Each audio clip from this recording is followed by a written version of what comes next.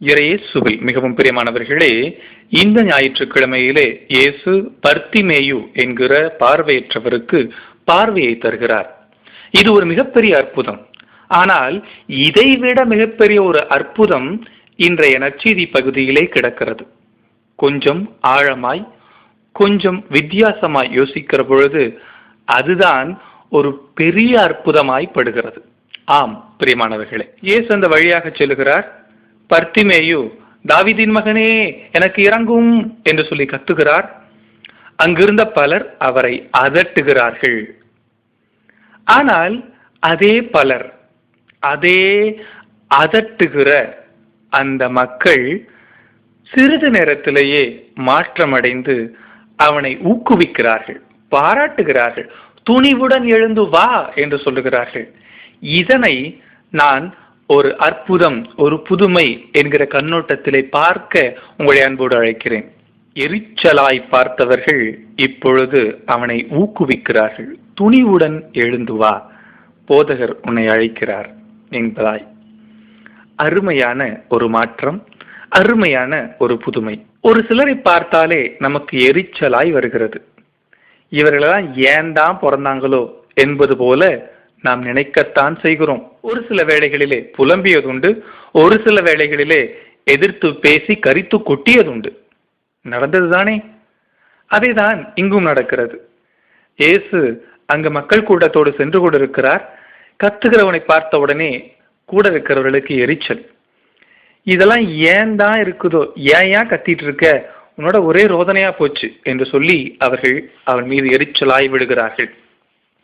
நாம் யார் யார் மீதெல்லாம் எரிச்சல் படுகிறோம்? பிச்சைக்காரர்கள் மீது எரிச்சல் படுகிறோம். அல்லது நாம் சாலையிலே செல்லுகிற பொழுது அங்கு டிராபிக் ஜாமாக இருந்தால் எரிச்சல் படுகிறோம். உண்மையாகவே யாராவது ஒரு விழிப்புணர்வு பேரணி அமைத்துக் கொண்டிருந்தால் இவர்களெல்லாம் ஏன் இதற்காக செய்கிறார்கள் என்று சொல்லி எரிச்சல் படுகிறோம். ஆனால் அதே எரிச்சல் நாம் நடிகர் நடிகைகளுக்காக காத்து கொண்டிருக்கும் போது வருவதில்லை. அதே எரிச்சல் சினிமா தியேட்டர்களில் நிற்கிற பொழுது வருவதில்லை. அதே எரிச்சல் நாம் நெடுந்தொடர்களை பார்க்கிற பொழுது வருவதில்லை. இந்த எரிச்சலாய் பார்த்த மனிதர்கள் இயேசுவுடைய கூட நடந்து வருகிறார்கள். இவர்கள் முதலில் மாற்றம் பெறுகிறார்கள். எப்பொழுது? அவனை அழைத்து வாருங்கள் என்று இயேசு சொன்ன பொழுது இயேசு அவனுக்கு ஒரு புதுமையை செய்வதற்கு முன்னால் இவர்கள் மனங்களுக்குள்ளே ஒரு புதுமையை செய்கிறார். இவர்களை கொஞ்சம் மாற்றி பார்க்க சொல்லுகிறார். இவர்களை அவனது இடத்திலே இருந்து யோசிக்க, சிந்திக்க, உணர அழைக்கிறார். அவர்கள் இப்பொழுது அவனை எரிச்சலோடு பார்ப்பதை நிறுத்திவிட்டு சக மனிதனாய், தோழனாய், நண்பனாய் பார்க்கிறார்கள். இவனுடைய இந்த வாய்ப்பு நழுவிவிட்டால் மறுபடியும் வாய்ப்பு கிடைக்குமோ என்னமோ, அதனால்தான் கத்துகிறான். இதோ இந்த வாய்ப்பு நழுவக்கூடாது என்று சொல்லி தன்னுடைய எல்லா சக்தியையும் திரட்டி இயேசுவை அழைக்கிறான் என்று அவர்கள் பார்வை மாறுகிறது. முதலில் எரிச்சலாய் பார்த்தவர்கள் இப்பொழுது கனிவோடு பார்க்கிறார்கள். அவனுக்கு தைரியம் ஊட்டுகிறார்கள். துணிவோடு வா, தைரியமா வாயா, இயேசு கூப்பிட்டாரு, சரியாயிரும் என்று சொல்லி அவனை அழைக்கிறார்கள். கார்டினல் ஃபுல்டன் ஜே ஷீன் அவர் தன்னுடைய ஒரு உரையிலே சொல்லுகிறார், எரிச்சல் படுகிறோம் என்றால் உண்மையிலே அது அடுத்தவர் நமக்கு கொடுக்கிறதல்ல, நம் உள்ளிருந்து வருவது. உண்மையில் சொல்ல போனால் எரிச்சல் படுகிற ஒருவருக்கு தன்மீதே உண்மையான ஒரு சந்தோஷம் இல்லை. தன்னுடைய நிலைப்பாட்டிலே அல்லது தன்னுடைய இருப்பிலேயே அவர்களுக்கு நிறைய கேள்விக்குறிகள். தன்னை உள்நோக்கி பார்ப்பதற்கு பயப்படுகிறவர்கள் வெளியில் இருக்கிறவர்களிடம் குறை கண்டுபிடித்து எரிச்சல் படுகிறார்கள் என்று சொல்லுகிறார். எரிச்சல் என்பதை கொஞ்சம் உள்நோக்கி பார்க்கிற பொழுது அது நம்மீதே நமக்கு இருக்கிற ஆற்றாமை, நம்மையே நமக்கு பிடிக்கவில்லை என்பதன் வெளிப்பாடு என்று சொல்லலாம். அதே உரையிலே ஃபுல்டன் ஜே ஷீன் அருமையாக தொடர்கிறார், இந்த எரிச்சலை நீங்கள் மேற்கொள்ள வேண்டும் என்றால் அடுத்தவரை அன்போடு பார்க்க பழகுங்கள், அடுத்தவரை ஏற்றுக்கொள்ள பழகுங்கள், அப்பொழுது உங்களையே நீங்கள் ஏற்றுக்கொள்ள முயலும் என்று சொல்லுகிறார். அப்படித்தான் இங்கு ஒரு புதுமை நடக்கிறது. முதலிலே எரிச்சல் படுகிற அவர்கள் அவனை பாராட்டி, அவனுக்கு உற்சாகமூட்டி, அவனை இயேசுவுக்கு அருகிலே கொண்டு வருகிறார்கள். இயேசு அவனுக்கு புதுமை செய்வதற்கு முன்னால் அவர்களை மிகப்பெரிய புதுமையால் மாற்றினார் என்பதுதான் உண்மை. இந்த காட்சியை பாருங்களேன். நாம் சந்திக்கிற ஒவ்வொருவருமே தங்களது எதிர்பார்ப்புகளோடு, ஏக்கங்களோடு, ஏதாவது நடக்குமா என்கிற ஒரு தேடல்களோடு தான் இருக்கிறார்கள். நாம் நம்முடைய பார்வையிலிருந்து அவர்களை பார்ப்பதை விட அவர்களை நினைக்கிறார்கள் என்று பார்ப்பதாய் இந்த காட்சி அமைகிறது.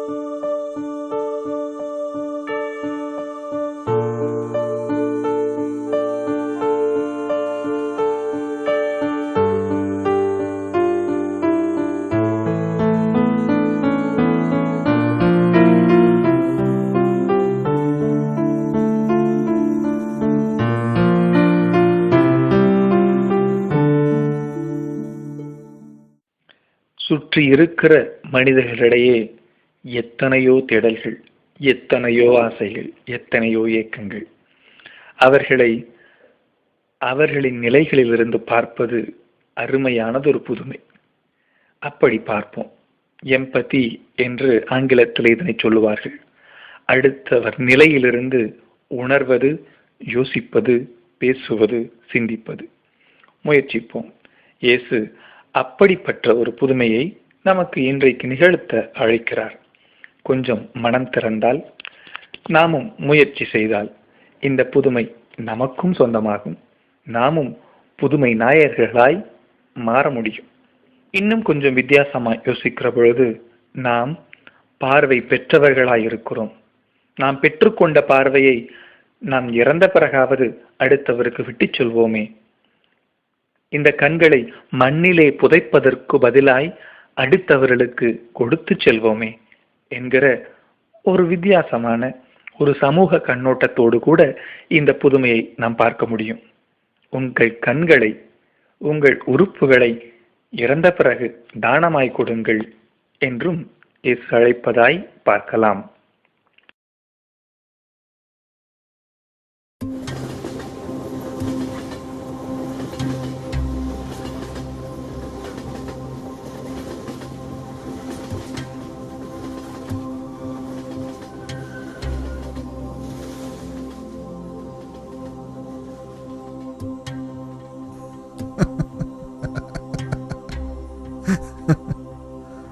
ඇයි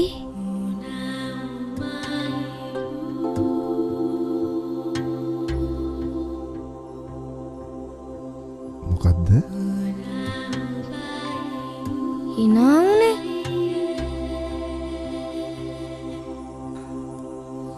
මේ පොතේ තිබ්බ දෙයකට මොකක්දේ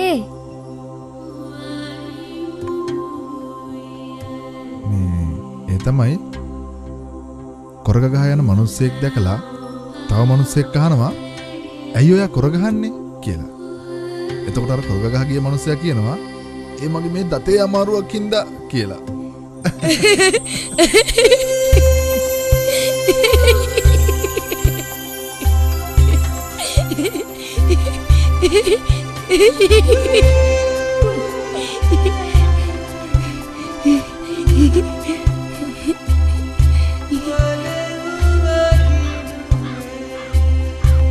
බලලා ඉවර වෙලා මටත් දෙනවද?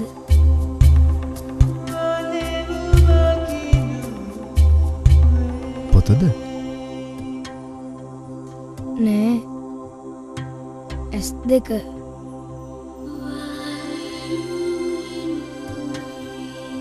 எரிச்சலிலிருந்து கனிவுக்கு நம் பார்வைகளை மாற்றுவோம். இறந்த பிறகாவது நம் கண்களை அடுத்தவருக்கு ஒளியேற்றும் விதமாய் விட்டுச் செல்வோம். இறைவன் நம்மை நிறைவாக ஆசீர்வதிப்பாராக. ஆமென்.